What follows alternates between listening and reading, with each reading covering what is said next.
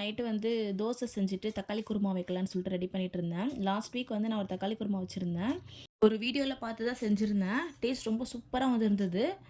சரி அது உங்கள் கூட ஷேர் பண்ணலாம். அப்புறம் ஹஸ்பண்ட் வந்து திரும்ப செஞ்சு கொடுன்னு சொல்லி கேட்டிருந்தாங்க. சரி அப்படியே வீடியோ எடுக்கலான்னு சொல்லிட்டு ரெடி பண்ணிட்டு இருந்தேன். இது ரொம்ப சிம்பிள் தான். இதுக்கு வந்து சின்ன வெங்காயம் ஒரு 20 போல் எடுத்துக்கோங்க. ஒரு 2 முழு பூண்டு நல்லா உரிச்சு எடுத்துக்கலாம். ஒரு சின்ன துண்டு இஞ்சி எடுத்துக்கோங்க. ஃபஸ்ட்டு கடாயில கொஞ்சமா எண்ணெய் விட்டு சின்ன வெங்காயம் போட்டு நல்லா ஃப்ரை பண்ணிக்கோங்க. கலர் லைட்டா மாறுற வரைக்கும். கலர் நல்லா மாறுனதும் நம்ப உரிச்சு வச்சிருக்க பூண்டு, ஒரு சின்ன துண்டு இஞ்சி 2ம் சேர்த்து நல்லா ஃப்ரை பண்ணிக்கலாம். அதுவுமே கொஞ்சம் நல்லா கலர் மாறட்டும். அதுக்கப்புறமேட்டு அத மிக்ஸி ஜாருக்கு மாத்திருங்க. இப்போ கொஞ்சம் ஸ்பைசஸ்லாம் போட்டு நம்ப வறுக்க போறோம். இதுக்கு இன்னும் கொஞ்சமா எண்ணெய் விட்டு, கொஞ்சமா கடலப்பருப்பு, மிளகு, சீரகம் கொஞ்சம் கொஞ்சமா சேர்த்துக்கோங்க. கடலப்பருப்பு வந்து ஒரு கைப்பிடி போல சேர்த்துக்கோங்க. மிளகு, சீரகம் அதில பாதி பாதி சேர்த்துக்கலாம். காரத்துக்காக ஒரு 3, 4 உங்களுக்கு காரத்துக்கு ஏத்த மாரி காஞ்ச மிளகாய் சேர்த்துக்கோங்க.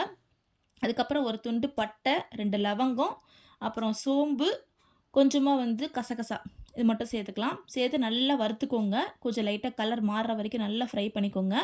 நீங்க வந்து உங்ககிட்ட கொத்தமல்லி தூள் இருந்ததுன்னா, தூளா சேர்த்துக்கலாம். இல்ல கொத்தமல்லி தூள் இல்லன்னா, ஃப்ரெஷ்ஷான கொத்தமல்லிய இதில போட்டு நல்லா ஃப்ரை பண்ணி எடுத்து வச்சுக்கோங்க. இது லைட்டா கலர் மாறுனதும், இதையும் மிக்ஸி ஜாருக்கு மாத்திருங்க. இப்போ கடைசியா தக்காளிய வந்து வதக்கி எடுத்துக்கலாம். ஏன் தனித்தனியா வதக்கி எடுக்கிறோன்னா, நீங்க தக்காளி இதோட சேர்ந்து மிக்ஸ் பண்ணி வறுத்தீங்கன்னா, தண்ணி விட்டு ஒரு மாரி திரியா வர ஆரம்பிச்சுரும். அதனால தனித்தனியா வறுத்து எடுத்துக்கலாம். இப்போ வந்து தக்காளி நல்லா வறுபட்டதும், குழம்பு மிளகாத்தூள் 2 ஸ்பூன் போட்டுக்கிறேன். அதுக்கப்புறமேட்டா ஒரு 1/2 மூடி தேங்காய் சேர்த்துக்கிட்டேன். இதுவும் நல்லா வந்து வதக்கி எடுத்துக்கலாம். ஃபஸ்ட்டு வந்து நம்ப வெங்காயம், பூண்டு, இஞ்சி அதுக்கப்புறம் அந்த ஸ்பைசஸ்லாம் அரைச்சி, அதுக்கப்புறமேட்டா கடைசியா தான் நம்ம தக்காளி போட்டு அரைக்கணும். இப்போ தாளிச்சு விட்டுக்கலாம். ஒரு கடாயில கொஞ்சமா எண்ணெய் விட்டு, கடுகு, ஒரு காஞ்ச மிளகாய், கருவேப்பிலை, அதுக்கப்புறமேட்டா ஒரே ஒரு பெரிய வெங்காயத்த ஸ்லைஸ் பண்ணி சேர்த்துக்கோங்க. இப்போ நம்ம அரைச்சு வச்ச பேஸ்ட் சேர்த்துக்கோங்க. குழம்புக்கு தேவையான உப்பு சேர்த்து, உங்களுக்கு எந்த அளவுக்கு தண்ணி வேணுமோ, அந்த அளவு தண்ணி மிக்ஸ் பண்ணி, நல்லா குழம்பு கொதிக்க வச்சு எடுத்தீங்கன்னா, சூப்பரா இருக்கும். இட்லி, தோசை, சாப்பாடு எல்லாத்துக்கும் ரொம்ப நல்லாயிருக்கும். ட்ரை பண்ணி பாருங்க. பாய்.